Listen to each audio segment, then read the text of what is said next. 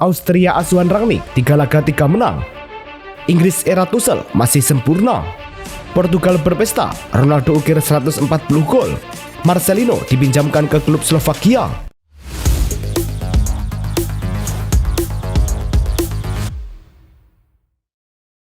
Halo Soccer Mania, kembali lagi di Blessing Soccer News. Kali ini kami sudah siapkan berita-berita terbaru seputar dunia sepak bola. Tentunya untuk kalian semua, selamat menyaksikan. Laga Laos versus Korea Selatan berlangsung di Stadion Gelora Delta. Korsel unggul lebih dulu di menit ke-44 lewat sundulan Cheong Ji-hoon. Menjelang turun minum, Lee Kyu-dong menambah gol kedua di menit ke-45+4 melalui sontekan di depan gawang. Awal babak kedua, tepat di menit ke-49, Cho Sang-hyuk bikin gol ketiga lewat tandukan. Sang striker kembali mencatatkan brace di menit ke-60 untuk membuat skor menjadi 0-4. Park Sung-ho menambah gol kelima dari titik penalti pada menit ke-69 setelah terjadi handball. Hanya semenit berselang, Hwang Do-yeon melepaskan tembakan ke tiang jauh untuk gol ke-6. Cho Sang-hyuk melengkapi hat-tricknya di menit ke-90+2 lewat sontekan terukur. Dengan hasil ini, Korea Selatan memimpin grup C kualifikasi Piala Asia U23 dengan 6 poin dari 2 laga. Laga Indonesia versus Macau dihelat di Stadion Gelora Delta. Timnas U23 langsung unggul cepat di menit ke-4 lewat gol bunuh diri Leong Lek Hang. Skor bertambah di menit ke-17 saat Akran Fikri menyambar bola liar jadi gol kedua. Selepas jeda, Raihan Hanan memperbesar keunggulan di menit ke-47. Tak berhenti di situ, Zenadin Faris ikut mencatatkan namanya di papan skor melalui sepakan terukur di menit ke-67. 7 menit berselang, giliran Rafael Struijk yang menutup pesta gol dengan penyelesaian dingin. Laga berakhir 5-0 untuk Garuda Muda. Dengan hasil ini, Indonesia mengoleksi 4 poin dan duduk di posisi kedua grup C. Laga Latvia versus Serbia berlangsung di Riga. Tuan rumah sempat menekan lebih dulu lewat aksi Renars Varlavans, tapi tembakannya masih bisa diamankan Đorđe Petrovic. Serbia justru lebih unggul di menit-menit awal. Duet Dusan Vlahovic dan Alexander Kataj berbuah manis. Vlahovic menuntaskan umpan 1-2 dengan tembakan ke pojok gawang. Hingga peluit panjang, Serbia mempertahankan keunggulan 0-1. Kemenangan ini sekaligus membuat Serbia terpaut 5 poin dari puncak klasemen Inggris. Dusan Vlahovic menunjukkan performa puncaknya dengan mencetak gol penentu kemenangan 1-0 bagi Serbia atas Latvia dalam kualifikasi Piala Dunia. Di level klub, Vlahovic juga tampil impresif dalam 2 laga awal Serie A musim 2025-2026. Ia mencetak gol kemenangan bagi Juventus saat mengalahkan Genoa 1-0. Dengan total 3 gol dalam 3 pertandingan kompetitif, Vlahovic membuktikan bahwa dirinya tetap menjadi andalan di lini depan baik untuk klub maupun timnas. Jika terus tampil konsisten, ia berpotensi menjadi penentu sukses Juventus musim ini.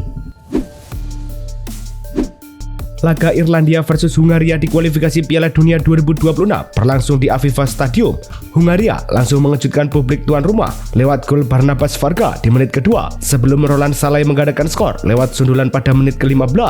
Tertinggal 2 gol, Irlandia coba bangkit. Upaya Evan Ferguson akhirnya sukses memperkecil ketertinggalan di menit ke-49. Drama terjadi di menit ke-93. Adam Idah muncul sebagai penyelamat dengan sundulan kepala yang membuat skor imbang 2-2. Hasil ini membuat Irlandia dan Hungaria harus puas berbagi poin di klasemen grup F. Laga Austria versus Siprus berlangsung di Raiffeisen Arena, Linz. Babak pertama berjalan cukup sepi tanpa banyak peluang berarti. Memasuki babak kedua, Austria langsung menekan pada menit ke-55. Kiper Siprus Fabiano menjatuhkan Christoph Baumgartner di kotak penalti. Marcel Sabitzer yang maju sebagai eksekutor sukses menjalankan tugasnya membawa tuan rumah unggul 1-0. Dengan hasil ini, Austria mempertahankan start sempurna di kualifikasi Piala Dunia 2026 dan menempati posisi kedua dengan 9 poin.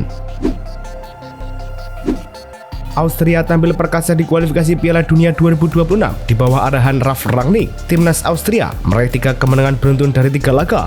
Mereka mengawali kampanye dengan kemenangan 2-1 atas Rumania. Kemudian mereka melanjutkan tren positif dengan kemenangan telak 4-0 melawan San Marino. Terbaru, Austria berhasil mengalahkan Siprus 1-0. Dengan hasil ini, Austria menempati posisi kedua grup H, hanya tertinggal 3 poin dari Bosnia dan Herzegovina, namun memiliki 1 pertandingan sisa.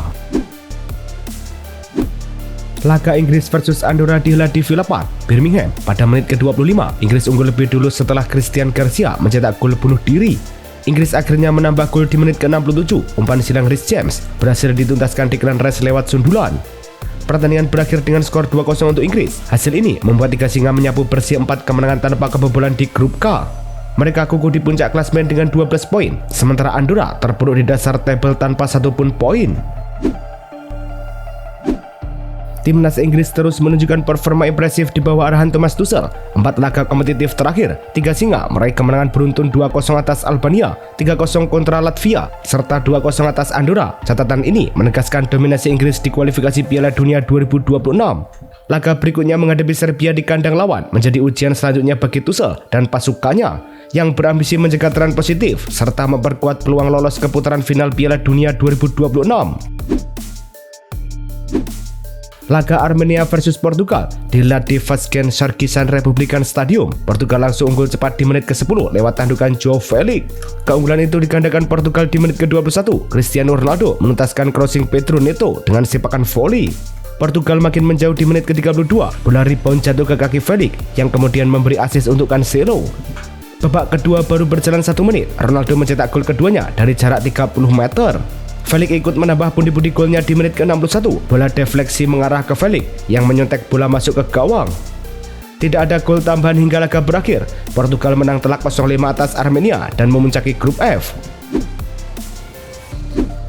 Cristiano Ronaldo kembali menegaskan statusnya sebagai pencetak gol terbanyak dalam sejarah sepak bola internasional. 2 golnya ke gawang Armenia membawa total golnya menjadi 140 dari 202 penampilan. Unggul setidaknya 26 gol dari pemain pria lainnya.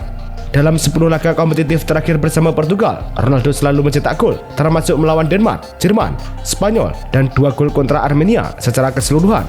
Mega bintang Al Nassr itu kini sudah menorehkan 942 gol sepanjang karir seniornya. Terjawab sudah masa depan Marcelino Ferdinand setelah namanya tidak didaftarkan Oxford untuk musim 2025-2026. Ia akhirnya dipinjamkan ke klub Slovakia, AS Trenčín. Bersama ex-klub Witan Sulaiman itu, Marcelino akan menghabiskan waktu 1 musim. Peminjaman ini terasa wajar mengingat minimnya kesempatan bermain yang didapat Marcelino Ferdinand sejak datang pada awal musim 2024-2025. Marcelino hanya tampil 2 kali, sekali di Championship dan sekali di Piala FA dengan hanya catatan 14 menit bermain. Al Ahly resmi mengumumkan perekrutan gelandang tengah berusia 20 tahun Valentin Atangana dari Reims dengan nilai transfer 25 juta euro. Seperti dilaporkan situs resmi klub, kontrak Atangana berlaku hingga Juni 2028, menegaskan ambisi Al Ahly memperkuat lini tengah. Pemain jebolan Akademi Reims ini debut pada Februari 2023 dan mencatatkan 1 gol dari 63 penampilan di semua kompetisi. Di level internasional, ia mencetak 1 gol dan 1 assist untuk Prancis U21. Victor Osimhen, penyerang Galatasaray, mengalami cedera pergelangan kaki saat membela Nigeria dalam laga kualifikasi Piala Dunia melawan Rwanda pada 6 September 2025. Insiden terjadi pada menit ke-27, memaksanya keluar lapangan pada menit ke-33. Cedera ini juga menjadi perhatian bagi Galatasaray. Osimhen telah mencetak 2 gol dalam 2 pertandingan pertamanya di Super League musim ini. Kehilangannya akan menjadi kerugian besar bagi tim yang tengah bersaing di papan atas Liga Turki. Fenerbahce dikabarkan sedang mengupayakan perekrutan Zinedine Zidane sebagai pelatih baru usai memecat Jose Mourinho. Menurut laporan Sabah, negosiasi antara pihak klub dan legenda asal Prancis itu sudah berada di tahap lanjut. Zidane disebut jadi kandidat utama yang diusung calon presiden baru Fenerbahce untuk membangun proyek ambisius di Istanbul. Jika terwujud, ini akan menjadi pekerjaan pertama Zidane sejak meninggalkan Real Madrid pada 2021. Zidane diyakini mendapat tawaran menggiurkan agar bersedia memulai petualangan baru di Turki. PSG mengonfirmasi bahwa Ousmane Dembélé dan Désiré Doué mengalami cedera saat membela timnas Prancis. Menurut laporan resmi klub, Dembélé mengalami cedera hamstring kanan yang parah dan diperkirakan absen selama 6 minggu. Sementara itu, Doué mengalami cedera betis kanan dan diperkirakan absen selama 4 minggu. Kedua pemain dipastikan tidak akan tampil lagi untuk PSG sepanjang bulan September. Absennya kedua pemain ini menjadi pukulan berat bagi pelatih Luis Enrique, mengingat jadwal berat di Ligue 1 dan Liga Champions yang menanti. Kingsley Coman, pemain Al Nassr, dipanggil kembali ke skuad timnas Prancis menyusul cedera yang dialami Ousmane Dembélé dan Désiré Doué. Kehadiran Coman diharapkan dapat memperkuat lini serang Prancis menjelang laga berikutnya melawan Islandia pada 9 September. Pengalaman Coman di level internasional diharapkan dapat membantu tim Ayam Jantan mempertahankan momentum positif dalam kualifikasi Piala Dunia. Coman, yang sebelumnya absen dari skuad utama, kini berkesempatan untuk kembali membela Les Blues. Rasmus Højlund resmi bergabung dengan Napoli dari Manchester United pada 1 September 2025 melalui kesepakatan pinjaman dengan kewajiban pembelian senilai 44 juta euro yang akan aktif jika Napoli lolos ke Liga Champions musim depan. Namun yang menarik perhatian adalah adanya klausul rilis sebesar 85 juta euro dalam kontraknya di Napoli. Menurut jurnalis Fabrizio Romano, klausul ini baru akan berlaku mulai musim panas 2027 dan dapat dibayar dalam 3 angsuran tahunan. Riccardo Orsolini, winger andalan Bologna, dikabarkan hampir mencapai kesepakatan untuk memperpanjang kontraknya hingga 2029. Menurut laporan jurnalis Nicolas Kira, negosiasi antara kedua belah pihak telah memasuki tahap akhir. Pemain berusia 28 tahun ini tampil impresif musim lalu dengan mencetak 17 gol dan 5 assist dalam 40 pertandingan. Sebagai bentuk apresiasi atas performanya, Bologna berencana memberikan kenaikan gaji signifikan dari 3,3 juta euro per tahun menjadi sekitar 7,4 juta euro per tahun, menjadikannya pemain dengan gaji tertinggi di klub. Juventus berpeluang menghemat sekitar 15 juta euro jika Thiago Motta benar-benar menerima tawaran Bayer Leverkusen. Penghematan itu berasal dari gaji dan biaya staf yang tercantum dalam kontraknya bersama Bianconeri. Menurut laporan Football Italia, peluang ini muncul setelah Leverkusen mencari pengganti Erik ten Hag yang baru saja hengkang. Meski begitu, kepindahan Motta tidak sederhana. Pelatih asal Italia itu masih menimbang resiko reputasi jika mengambil pekerjaan di tengah musim. Juventus jelas akan diuntungkan secara finansial, namun keputusan akhir tetap berada di tangan Motta. La Liga akhirnya menyetujui kontrak Ronny Bargi dengan FC Barcelona. Menurut laporan Mundo Deportivo, surat konfirmasi telah diterima oleh klub. Kemungkinan Bargi untuk tampil dalam pertandingan mendatang melawan Valencia. Pemain sayap asal Swedia berusia 19 tahun ini sebelumnya telah menandatangani kontrak dengan Barcelona hingga musim panas 2029 pada bulan Juli lalu. Namun pendaftaran sempat tertunda karena penyesuaian finansial yang diperlukan oleh klub. Meskipun belum tampil dalam pertandingan resmi, Bargi menunjukkan performa impresif selama pramusim. Thiago Alcantara, mantan gelandang Barcelona, akan kembali ke Camp Nou sebagai bagian dari staf pelatih Hansi Flick. Menurut laporan Fabrizio Romano, kesepakatan telah tercapai dan Thiago diperkirakan mulai bekerja minggu depan.